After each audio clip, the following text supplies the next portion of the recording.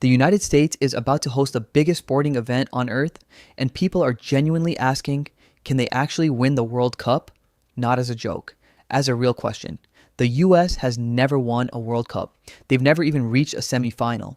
But something has quietly changed over the last few years that most fans haven't noticed. By the end of this video, you'll know the real answer. First, the obvious advantage, home field. The 2026 World Cup is being hosted by the United States, Canada, and Mexico. The US gets most of the matches, packed stadiums, familiar conditions, and massive home support. That matters, but home advantage doesn't turn an average team into a champion. It helps. It doesn't guarantee anything. So, where does the US actually stand?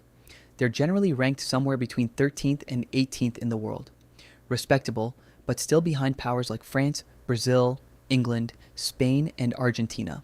Those countries aren't just talented, they've built soccer cultures over generations. The US sits in an awkward middle ground, too good to be an underdog, not proven enough to be a favorite.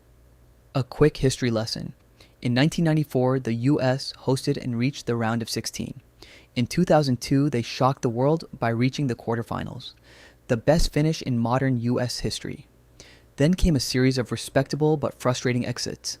And in 2018, disaster. The US failed to qualify after losing to Trinidad and Tobago. It wasn't just a bad result, it exposed deep problems throughout the program.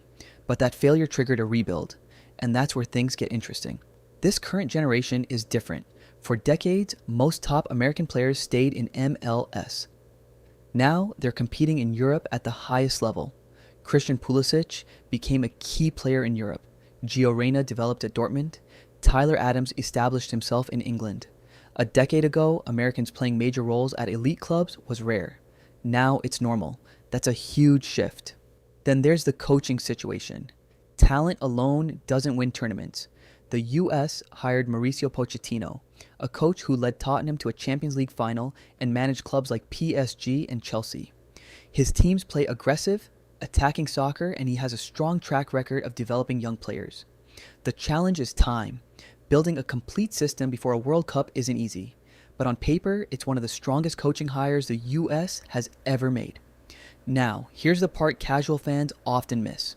Winning a World Cup isn't only about being the best team, it's also about surviving the bracket. The 2026 tournament expands to 48 teams, creating more possible paths through the competition. If the US gets a favorable draw and advances from the group stage, they could potentially reach the later rounds without facing multiple tournament favorites. And once you're in a knockout game, anything can happen. One goal can change everything. So, what is the realistic ceiling? Honestly, a quarterfinal or semifinal run?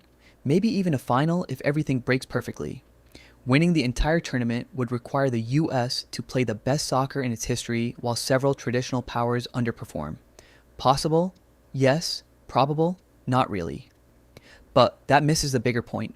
The question isn't whether the US is the favorite, the question is whether they belong in the conversation. For the first time in a long time, they do.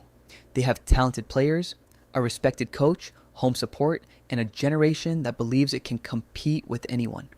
And that's what makes 2026 so important.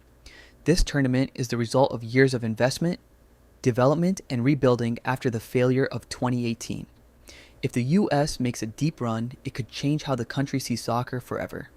A new generation of kids starts playing. More talent enters the system, and the next World Cup cycle becomes even stronger. So can the USA win the 2026 World Cup? Probably not. But for the first time, it's a question people can ask with a straight face. And that alone shows how far American soccer has come. If you enjoyed this breakdown, subscribe for more simple sports explainers. See you in the next one.